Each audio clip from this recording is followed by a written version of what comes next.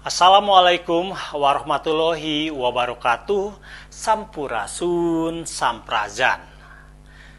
Menurut hadis Bukhari dan Muslim, di dalam tubuh manusia ada segumpal daging.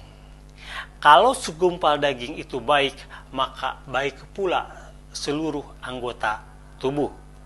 Apabila segumpal daging itu buruk, maka buruk pula tubuh yang lainnya. Itu yang dinamakan dengan kolbu.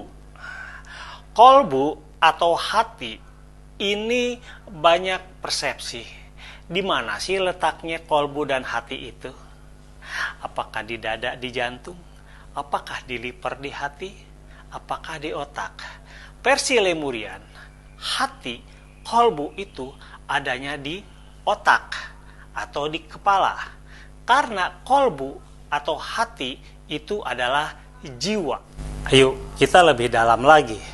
Jadi kolbu itu atau sekerat daging itu atau segumpal daging itu adalah amigdala. Secara anatomi kedokteran itu bisa dilihat bentuk amigdalanya itu. Itu adalah semacam kumpulan saraf ya yang berbentuk kacang almond. Bisa dilihat nanti fotonya seperti itu. Jadi itu adalah bentuk nyata salah satu anatomi tubuh.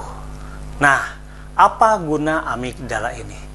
Amigdala boleh dikatakan adalah gudangnya emosi. Di sanalah pengendalian emosi manusia. Emosi macam-macam.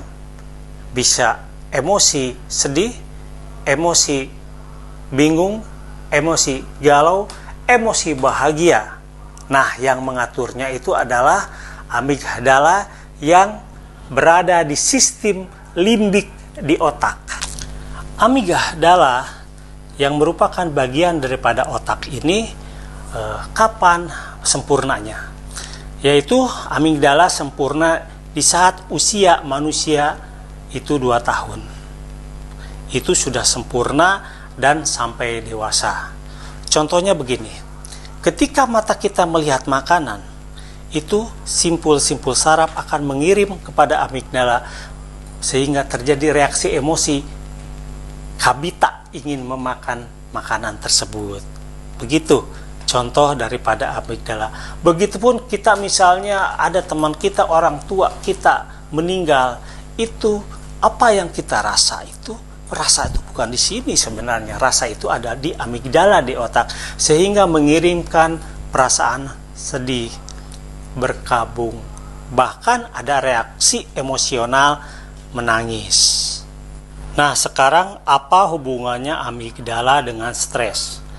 Ketika seseorang stres, itu inputan atau sensoriknya ada di hipotalamus yang akan mengirimkan reaksi-reaksi cairan kimia sehingga menimbulkan penumpukan zat-zat terutama kortisol.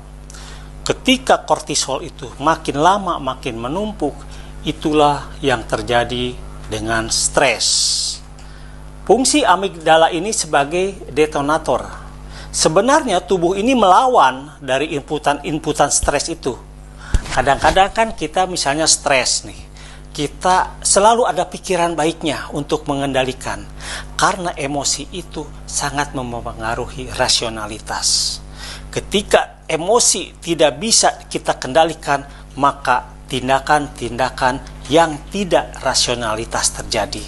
Siapa yang rugi adalah tubuh. Kembali kepada endokrin tersebut, akhirnya memicu kortisol untuk menumpuk dan amigdala itu sebagai detonatornya. Maka meledaklah.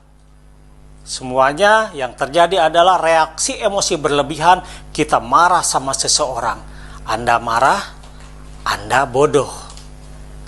Itu, makanya penting baiknya kita menjaga amigdala tersebut. Karena sudah diteliti, amigdala seorang penjahat yang selalu melakukan kejahatan-kejahatan, penipuan, pembunuhan, itu ternyata yang sebesar almond itu warnanya itu adalah abu-abu bahkan kehitam-hitaman. Tetapi orang yang bagus pada dasarnya amigdala itu warnanya putih bersih. Ini bukan hoax, ini sudah penelitian. Ketika amigdala menjadi detonator dan meledaklah emosi, itu akan menyebutnya adalah pembajakan emosi. Ya, karena kenapa itu bisa terjadi? Biasanya orang-orang yang dibajak emosinya oleh amigdala tersebut adalah orang yang mempunyai rendah dalam kecerdasan emosi. Ya. Dia lebih banyak mengutamakan egonya. Ketika meledak, maka yang akan dirugikan adalah orang tersebut juga. Karena emosi akan kalah oleh akal sehat. Akal sehat akan hancur oleh emosi yang diledakkan oleh amigdala itu. Jadi, semua manusia mempunyai amigdala, mempunyai kolbu. Mari kita asah kolbu kita dengan selalu berpikiran positif. Karena pikiran positif akan melahirkan tindakan-tindakan positif yang outputnya itu adalah positif bagi diri kita dan positif bagi lingkungan. Itu saja mengenai amigdala atau kolbu. Jadi bukan ada di jantung, bukan ada di liver atau di hati, tetapi ada di kepala yang merupakan salah satu bagian otak. Luar biasa. Mari kita tetap mencintai dan menebarkan cinta kasih pada sesama. Terima kasih, semoga bermanfaat. Assalamualaikum warahmatullahi wabarakatuh. Sampurasun, sampurasun.